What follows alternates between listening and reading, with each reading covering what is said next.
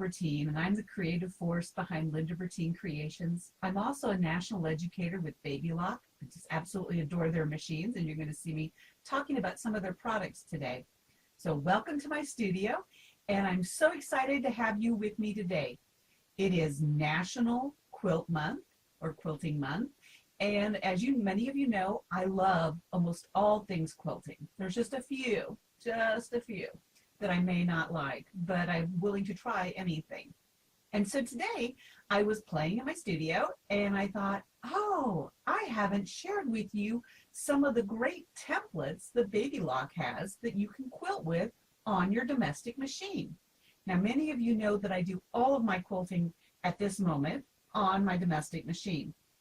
And so I have embraced the templates or rulers with the domestic because it allows me to quickly go from free motion to creating shapes and straight lines that I couldn't get before without the use of a walking foot or a digital dual feed foot. So I'm so excited. Let's go ahead and talk a little bit about what you need to get started with templates, and then I'll show you an actual live demonstration with the Strand of Pearl templates.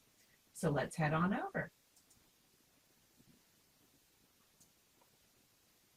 So when I came on as an educator, Baby Lock, one of the first programs I was able to get some training on was this Baby Lock exclusive ruler set created with Westerly and So Steady. And it was right up my alley. I had already designed my Pushing the Rulers class.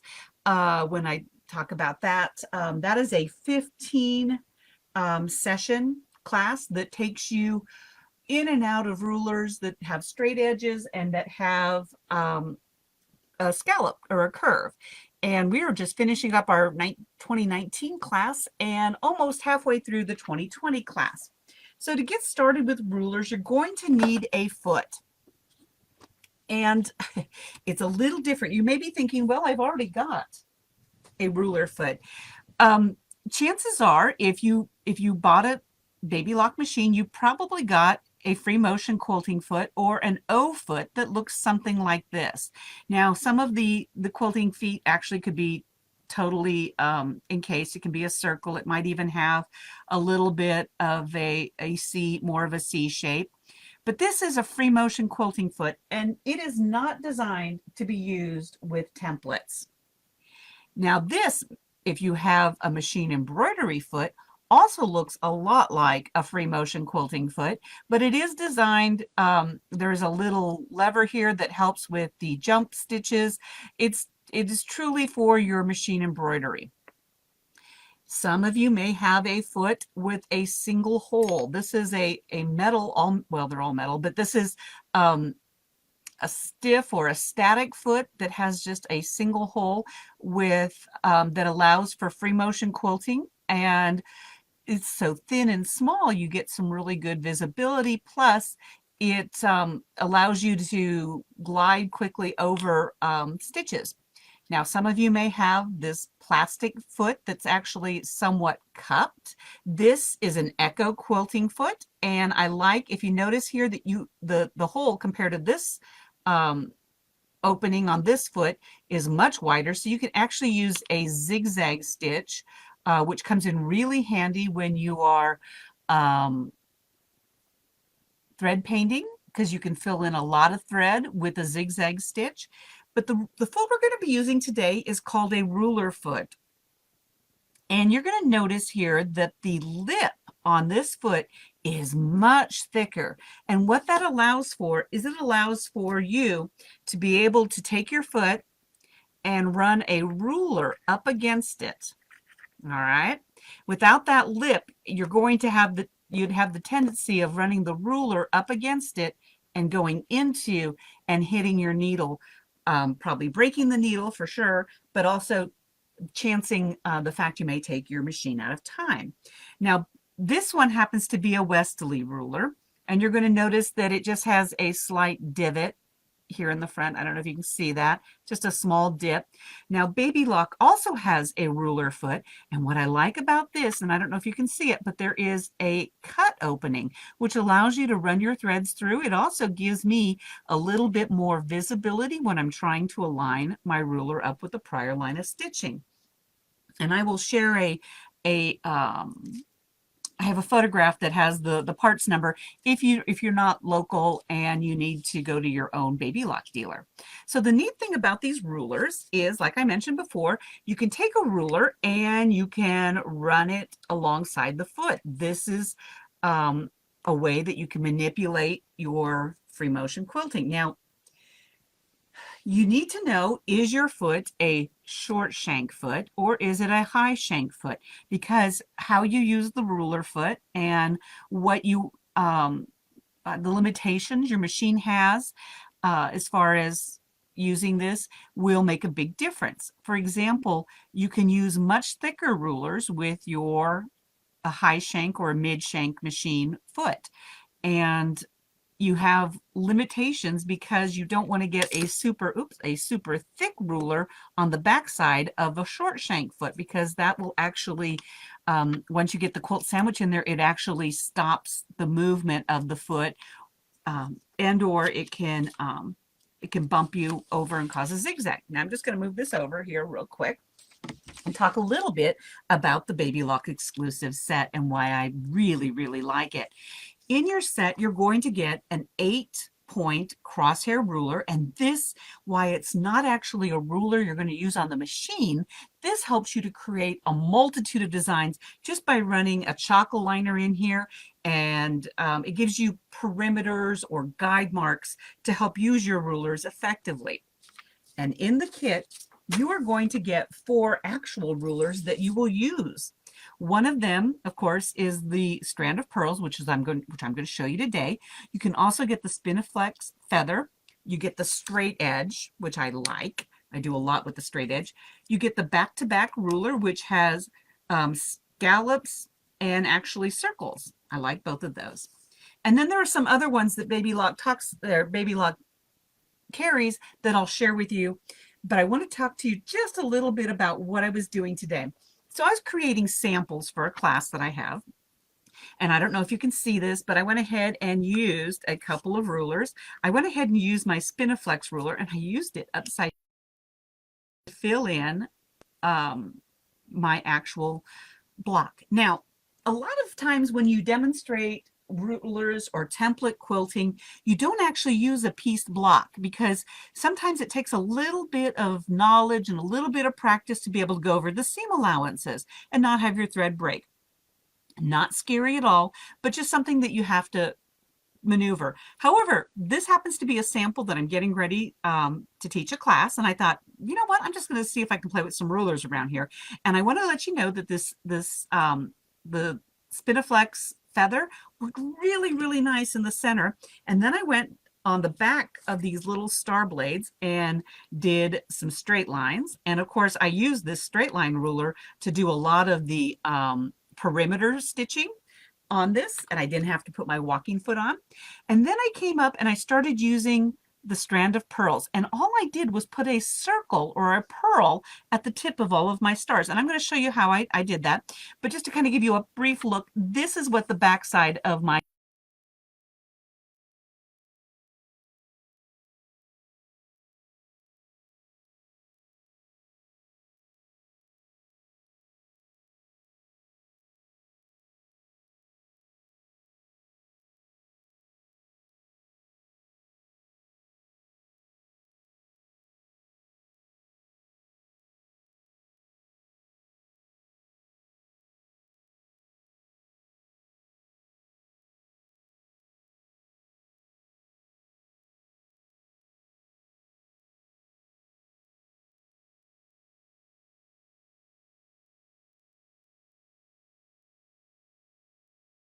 templates is these lines. Now, these are guidelines designed for us so that we can effectively use this ruler. But since we're going to be using this big one, all you have to do is trace your finger down, and you're going to notice that this is the tack hole I would use for this outside or larger circle. So give me just a minute, and we will get set up at the machine.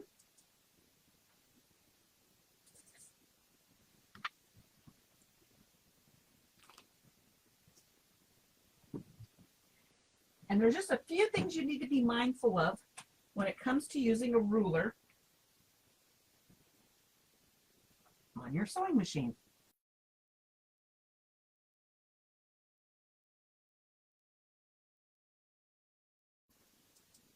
Okay, so we are here at my sewing machine. I do have a Wesley ruler on my foot right now just because I didn't want to take the time to adjust it, but it's not hard. You take your presser foot screw out, you insert it, and both the Baby Lock and the Wesley foot will enter the same way, but I have this one already set up with the correct height.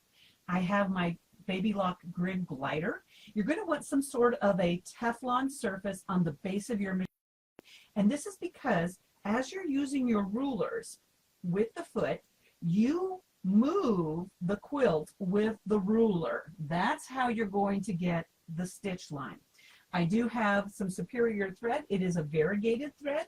If I'm new to templates, I would probably use a thread with a little bit of polyester because it has a little more give. And then all I have done on my machine is, oops, I bumped the camera, sorry about that, is just set it up for free motion stitching. I just hit the free motion stitching icon, which is a loop with the free motion quilting foot. It is after on the Solaris, you'll see the utility stitch, the decorative, and then there'll be a stitch selection. I just hit it and hit the free motion. That is all I did. Keep in mind, this is still free motion quilting, so you are the stitch length regulator.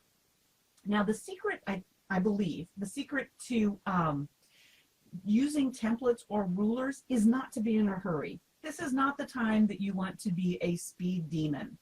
And I have, I'm just inserting my pin or my tack in the right hole, the correct hole. And I want to make sure that I have my grips on the back side. And then I'm going to go ahead and pull my thread up from the bottom. Now, if you have a short shank machine, there are two things you don't want to do. You don't want to use your needle up, needle down, because you run the chance of having your needle bar actually hit the base or the top of the foot.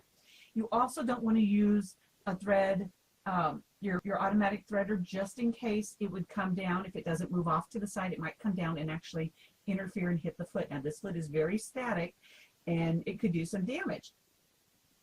So we're going to go ahead, and I do have the Solaris is a high shank machine. So I'm going to go ahead and insert my needle in and bring up my bobbin threads. Now I have not used my thread cutter. I try not to use my thread cutter when I am quilting because that makes for short threads, which are a little hard to bring to the top. And I like to bring my threads to the top of my project because that helps me bury them later and not have any kind of threadness on the back side. Now, I don't know if you remember, on this, I have actually used one of the guidelines. This is the one that is over on the left side of my template. If there's also a center and a right, and I have lined that guideline up with the seam that goes between these two blades of my star and the actual corner seam of my block. And I have pulled my threads to the top, and I'm just going to do a couple of stitches here to anchor it slightly. And then I'm going to go ahead and hold the ruler down firmly and keep my eye up against the ruler and the edge of the presser foot. What this does is, if I'm watching here, I'm not going to watch the needle. The needle will make me dizzy. I'm just going to watch this and make sure that I use the edge of my template to create the stitches I want. And so I'm going to go around until I come and have my needle hit the center of this guideline that goes all the way through. All right. And so since I'm here, I am going to finish this one. So I'm going to go back over, and I switched it over to the other side. I'm going to trim my threads out of the way just for visibility here. And since I've started this, I need to finish this circle before I continue on and show you how to do the next one. So I'm going to push the template over, and once again, I'm aligning the right hand guide line up with this because I've already stitched the back side. I don't know if you can see this. I've already stitched the back side, and so this guideline is coming right up here on the seam line of my star, and I'm just going to continue around and create a pearl.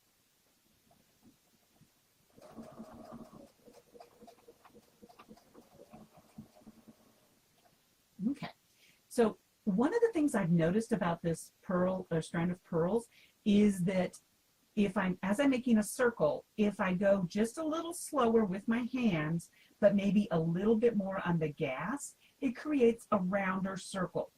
This is a free motion quilting secret. Anytime you have a circle, the more speed you use, the less chance of a stitch forming.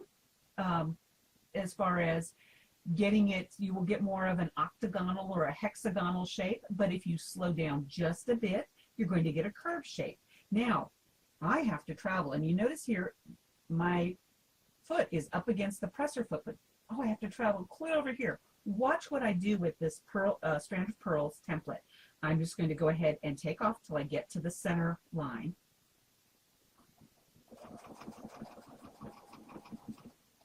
And then I'm going to pause and reposition, moving the template over closer to where I want to be to put another pearl.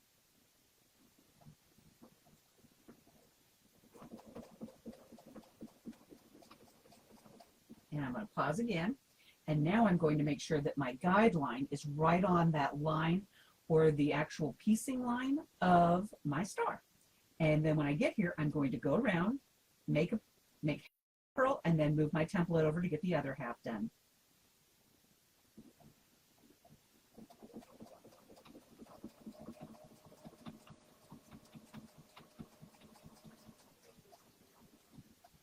Okay, I'm at the center here of this line, and I'm just going to rotate so that my line once again is lined up, and the left hand line now is at the center, and I'm going to continue around.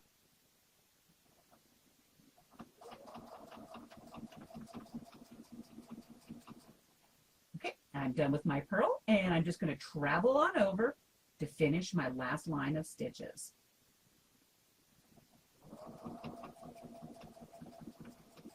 When I get to that center line, I'm just going to pause and move it on over.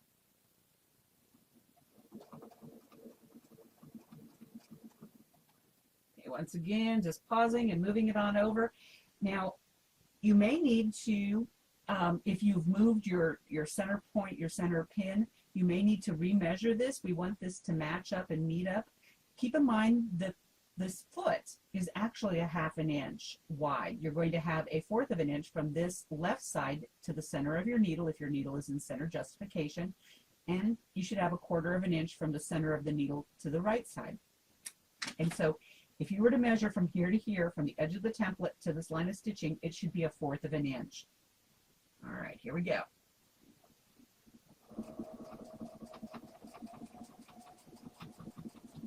Wonderful. All right, I'm going to go ahead and give myself a few anchoring stitches. And then I'm going to pull my needle up and lift my presser foot. Once again,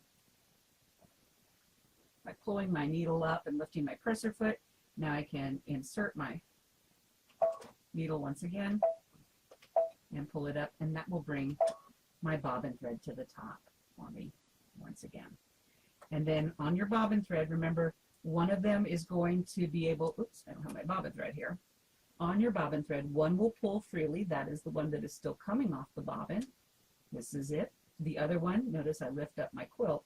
That's the one that's attached. I'm going to cut my bobbin thread because that's the one I need to remove, and then snip my upper threads, and I can pull this out, and I'm ready to tie those off and bury them.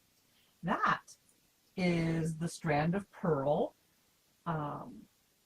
template. Let me show you. Let me go back over to the counter and let me show you what else you can do with a strand of pearls.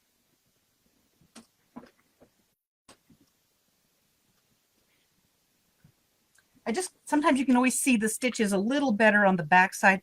Just love it. It's so much fun. All right, so what are some other things you can do with the strand of pearls? This one is what I call my snowball block. And let me see what you all are seeing here.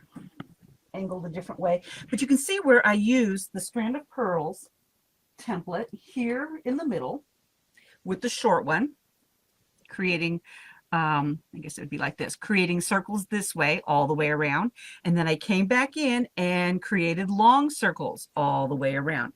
And on this one, I put all of my lines on the bottom of the template. So I was traveling like I did this time using the bottom. On this block, this is kind of a fun block here, I just used the strand of pearls on the outside just to create a perfect circle to accentuate my feathered spiniflex. This one is just a little different. I used a different template in the center, but you're going to notice that instead of traveling on the inside of the strand of pearls, I traveled on the outside to get a circle all the way around. Now this is kind of fun. I call this one pumpkin pie because first of all, I went ahead and used the strand of pearls on the bottom, okay, all the way around. In the center here, when all was said and done, I came back with my back-to-back and created a circle using this. Isn't that fun? Then I went to my Solaris and chose a cute little leaf motif, and I should probably cut all of these pumpkins out because my kids absolutely adored pumpkin pie. So this block, I used my machine's decorative stitches. I used the back-to-back to create these cute little leaves. Just something fun, something different. Now, as I mentioned before, I do have a virtual program in which we use all of the Baby Lock Wesley foot. It's called Quilting on the Edge. And I take you step by step through how to use all of these lovely templates that we have. In fact, we create the twisted block and we create the ultimate showcase block here. In addition, I want to share with you, Baby Lock does have a wide variety of rulers. This one is one created for the Jazz 2. And what I like about this ruler set is that you get this really nice, I've been using it, this really nice long ruler, plus you get a cute feather one, it's right in here, that makes this little inner flower, and then I used this one on the long petals all the way around. What a fun project. But Baby Lock doesn't stop there. They have long arm rulers that you can actually use with your high to mid shank feet, and these create fun motifs and shapes. So I just wanted to share with you some inspiration to give rulers a try. Many of you have not tried rulers before, and once again, this is my class, Quilting on the Edge. If you have a Baby Lock dealer near you and you would like to take this class, encourage them to have it, because they don't have to. It's totally virtual. You don't have to see me in person to be able to take this. Thank you so much for joining me in my sewing studio today. I hope you've learned a little bit about quilt templates and what they can do for you.